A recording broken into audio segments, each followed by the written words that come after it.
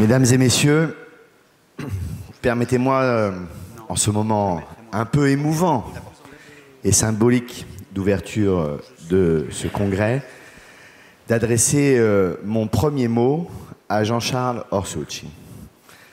D'abord parce que je suis heureux qu'il relève le défi de cette présidence et qu'il reprenne le flambeau après d'illustres prédécesseurs, Didier Quentin, Jean-François Rapin et moi-même. Et je suis d'autant plus heureux que c'est un beau symbole que de voir cette association désormais conduite par un Méditerranéen. Ça n'était pas encore arrivé au cours des 44 dernières années, c'est la première fois et je m'en réjouis.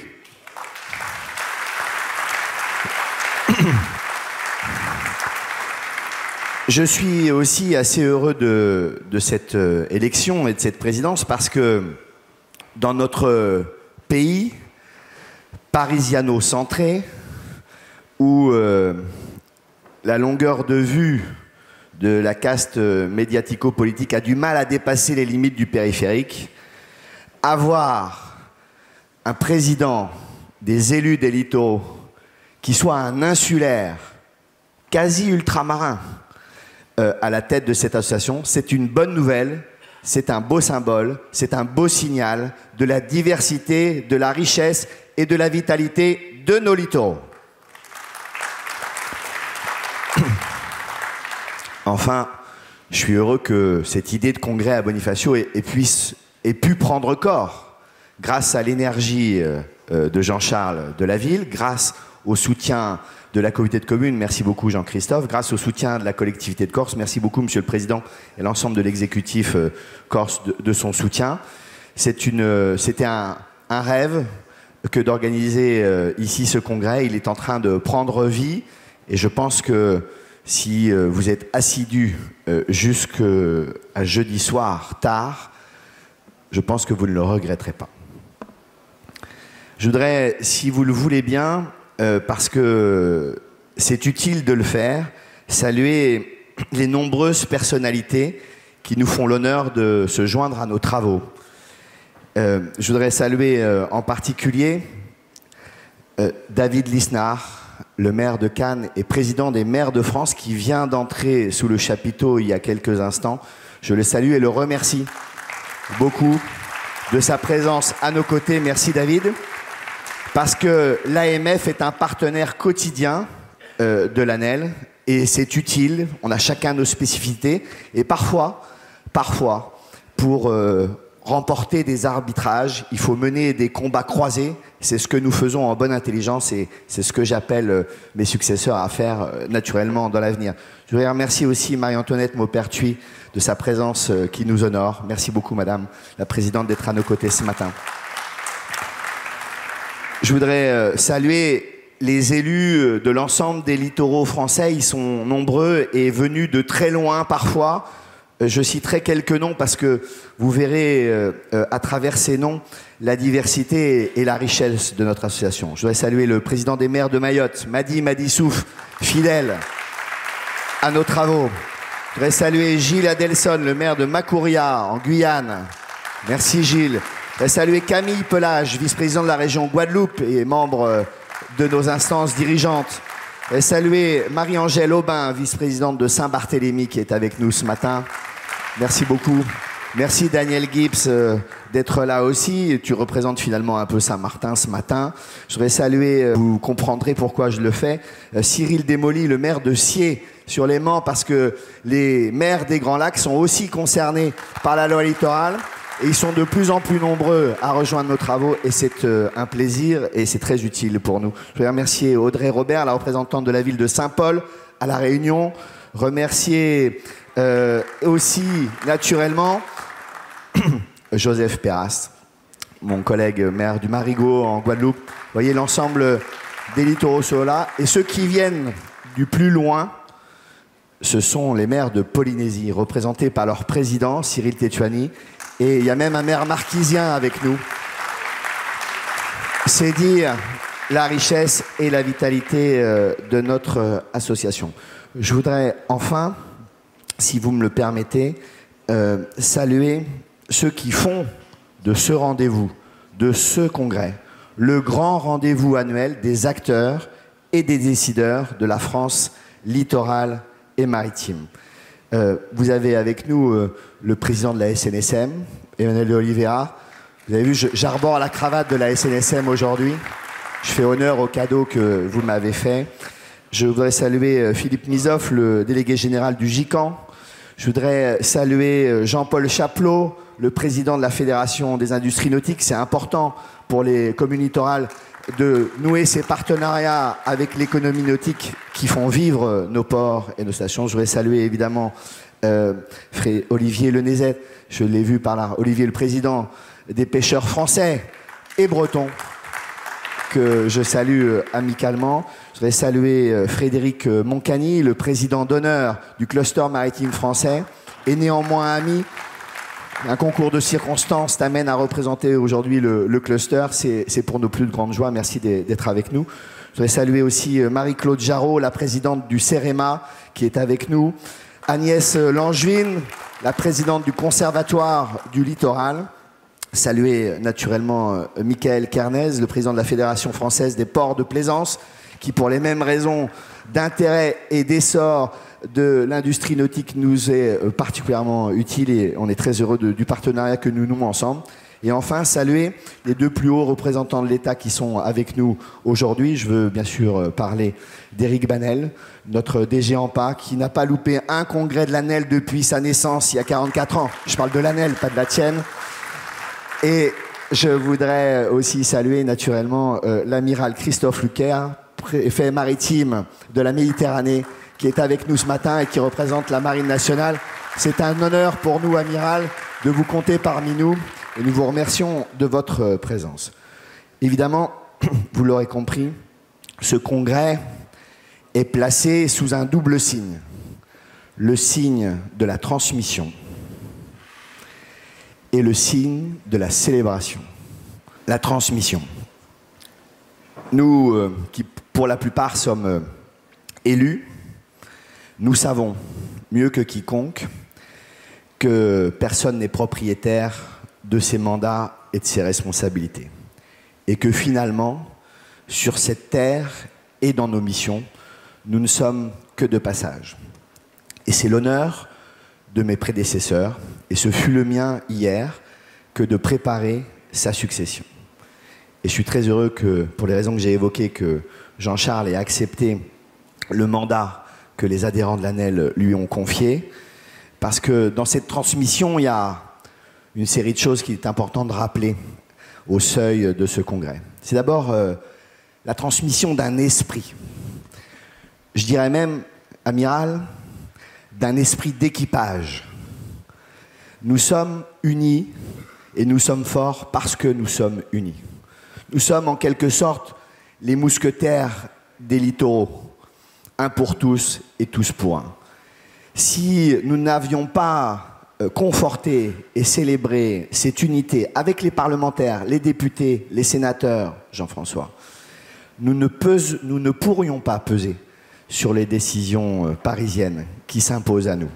Et donc cette unité, cet esprit d'équipage, il est essentiel. C'est l'ADN de l'ANEL et je pense que nous aurons à cœur, les uns et les autres, de le faire vivre. La transmission, c'est aussi celle de combats importants. Des combats politiques, parce que rien ne se donne dans notre pays, tout se conquiert, et il faut se battre pour défendre les intérêts des 8 millions de Français qui vivent sur les littoraux. Le premier de ces combats que je voudrais citer, je vais en citer 4, brièvement, je vais essayer d'être bref, même si la passion parfois m'emporte. Le premier de ces combats, c'est celui de la loi littorale et du respect de l'esprit et de la lettre de la loi littorale. La loi littorale, dans son article 1er, rappelle, dispose qu'elle veille à la protection et à l'aménagement au développement du littoral. Pas la protection ou le développement, pas la protection contre le développement, pas le développement contre la protection, mais l'un et l'autre, parce que les deux sont féconds, parce que les littoraux sont des territoires vivants, sont des territoires d'avenir, sont des territoires qui apportent un atout considérable à notre pays, et pas seulement pour que nos compatriotes continentaux puissent venir passer de belles vacances chez nous.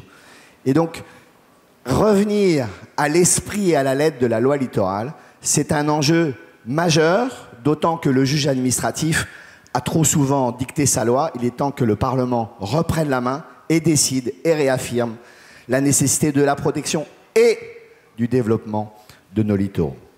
Ce sera bon pour Porto Vecchio et le projet magnifique de port que nous allons découvrir cette semaine, et bon pour l'ensemble d'entre nous, parce que, effectivement, on ne va pas faire des littoraux une réserve d'Indiens, et on ne va pas déménager dans les terres dans les décennies qui viennent. On va faire comme l'homme a toujours fait, on va s'adapter, on va construire un avenir désirable et durable ensemble.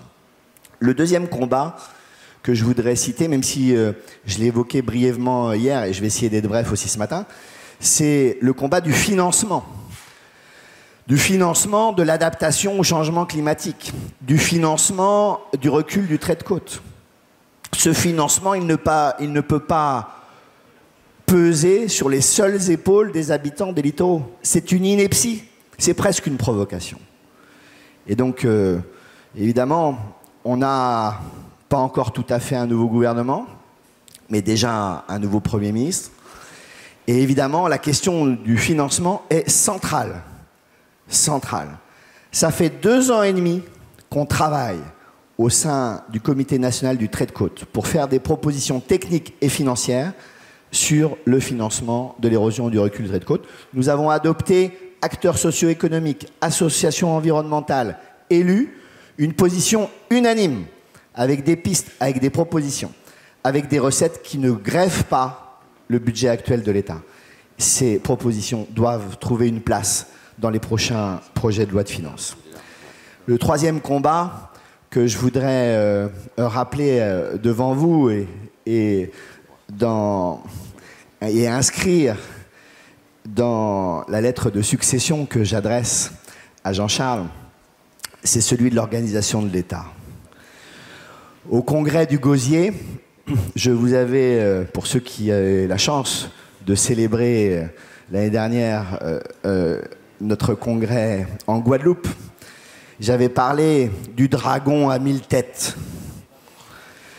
L'État est parfois ce dragon à 1000 têtes, où chacune des têtes de l'État peut interdire un projet, mais aucune à elle seule n'a le pouvoir d'en autoriser ou d'en encourager un. Eh bien, nous, les élus des littoraux, nous ne voulons voir qu'une seule tête. Et cette tête de l'État pour nous, avec qui nous pouvons nouer des partenariats et des compréhensions locales, c'est évidemment la tête du préfet. Le préfet devrait pouvoir être le patron de l'ensemble des services de l'État dans un département, dans une région. On n'a pas besoin de 12 000 agences et de 12 000 têtes qui peuvent chacune interdire, empêcher des projets raisonnables portés par des élus ancrés dans leur territoire.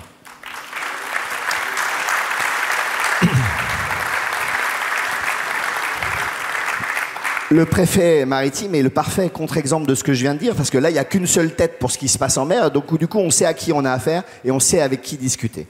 Et en plus, on a la chance en France, bouchez-vous les oreilles, amiral, d'avoir d'excellents préfets maritimes qui connaissent leur métier et qui sont des vrais partenaires des acteurs économiques et des acteurs politiques des littoraux.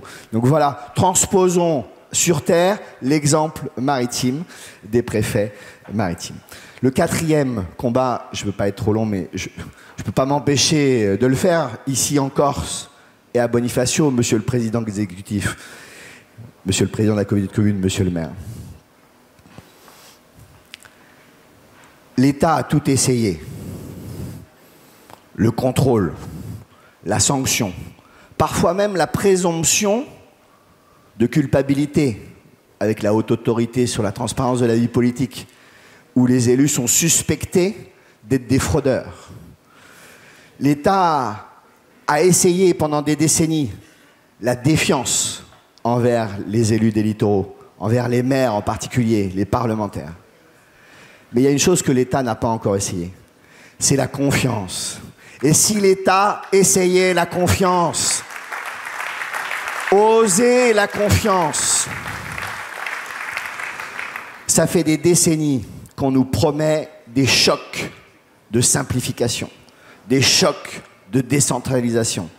Notre nouveau Premier ministre nous annonce, pourvu qu'il puisse trouver une majorité et le temps nécessaire pour le faire voter, le Premier ministre nous annonce un grand acte de décentralisation. Chiche! Les élus de l'ANEL, les territoires littoraux seront aux côtés du Premier ministre et du gouvernement s'il emprunte cette voie qui est salvatrice et utile pour notre pays.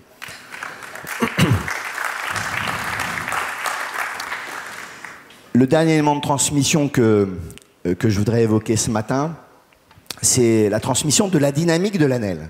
Parce que dans le prolongement du travail de Jean-François Rapin et de la gouvernance précédente, évidemment, je me suis saisi des atouts de l'ANEL pour essayer de les développer, de les faire fructifier.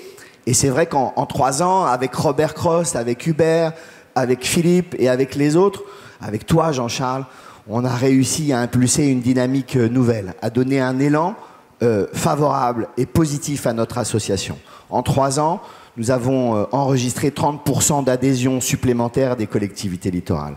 En 3 ans, notre budget a grandi de 30%, c'est-à-dire autant de moyens d'action pour rendre un meilleur service à ses adhérents, et notamment en ouvrant un service de guichet juridique gratuit pour les adhérents de l'ANEL. En 4 ans, nos partenariats privés, que je remercie, ils sont sur le petit panneau là-bas, mais ils sont d'une utilité cruciale pour notre association. Les partenariats privés ont été multipliés par 5. Et ils nous permettent de garantir l'indépendance et la liberté d'action de notre association au moment où les subsides de l'État disparaissent du compte de nos finances, même si, je remercie Eric et le ministère pour ça, pour l'organisation des congrès, le gouvernement et l'État est toujours à nos côtés. Mais cette dynamique-là, il vous faut, mes chers amis, évidemment, la transmettre, la poursuivre, parce que notre devoir, c'est de rendre le meilleur service possible à nos adhérents et de porter haut la parole des littoraux là où elle a besoin d'être portée, et particulièrement, singulièrement, au Parlement et à Paris auprès des pouvoirs publics centraux. Ce congrès, c'est le congrès de la transmission et c'est le congrès de la célébration. Célébration. À l'ANEL, nous célébrons l'amitié. Nous célébrons la fraternité. Nous célébrons la solidarité des maires et des élus des littoraux. Nous avons commencé à le faire hier soir, timidement. Mais nous allons poursuivre cette démarche, évidemment, au cours des jours qui viennent. J'y reviendrai en conclusion de mon propos. Mais c'est important. Dans un pays fracturé, dans une société divisée, il faut que les responsables qui exercent des missions difficiles et traversent globalement les mêmes épreuves soient capables de se serrer les coudes, d'ignorer leurs divergences philosophiques d'origine pour regarder ensemble dans une même direction, suivre un même cap, celui du grand parti de la mer, celui de l'ANEL. Merci Jean-Charles de veiller à poursuivre cet esprit de fête, d'amitié et de convivialité. À l'ANEL, nous célébrons la diversité de nos littoraux. Loin d'amoindrir la richesse de notre pays. Notre diversité est représentée ce matin par les élus ultramarins, par les élus corses, par les élus continentaux. Cette diversité est une plus-value, une valeur ajoutée à la cohésion nationale et aux atouts de notre pays. Et donc il faut continuer à le célébrer. Nous célébrons à l'ANEL la littoralité et la maritimité de notre pays. On oublie trop souvent que 96% des territoires maritimes sont ultramarins. On oublie trop souvent que 7 millions de Français vivent en dehors de l'Hexagone. La France n'est pas l'Hexagone. La France est bien plus que l'Hexagone. La France est la France continentale, la Corse et les territoires d'outre-mer sur tous les océans du monde, là où le soleil ne se couche jamais. C'est un atout considérable pour notre pays que peu de nos compatriotes mesurent. C'est à l'ANEL de rappeler ces atouts, cette dimension, cette ambition maritime internationale. On dit souvent que la France est la deuxième puissance maritime mondiale. C'est un rêve, c'est un objectif, c'est une responsabilité. c'est juste un espace aujourd'hui, amiral. Il ne tient qu'à nous que collectivement, nous en fassions une réalité demain ou après-demain. Et puis enfin, à l'ANEL, nous célébrons un art de vivre. L'art de vivre sur nos littoraux. Et comme j'ai eu la chance d'arriver un peu avant l'ouverture du congrès ce dimanche, j'ai déjà eu un petit aperçu avec Jean-Charles et les élus bonifaciens et Tony, qui nous a fait découvrir les trésors de la côte de la Corse du Sud. Je voudrais remercier nos amis corses, Monsieur le Président, Madame la Présidente. Je voudrais remercier les amis corses pour leur accueil, la chaleur de leur accueil, la sincérité et l'authenticité de leur accueil. Nous sommes très touchés par les gestes que vous avez adressés à l'ensemble des congressistes et nous sommes heureux de partager ces journées avec vous et de célébrer, de partager un petit peu de votre extraordinaire culture et art de vivre sur le littoral corse. Merci beaucoup, beaucoup, beaucoup.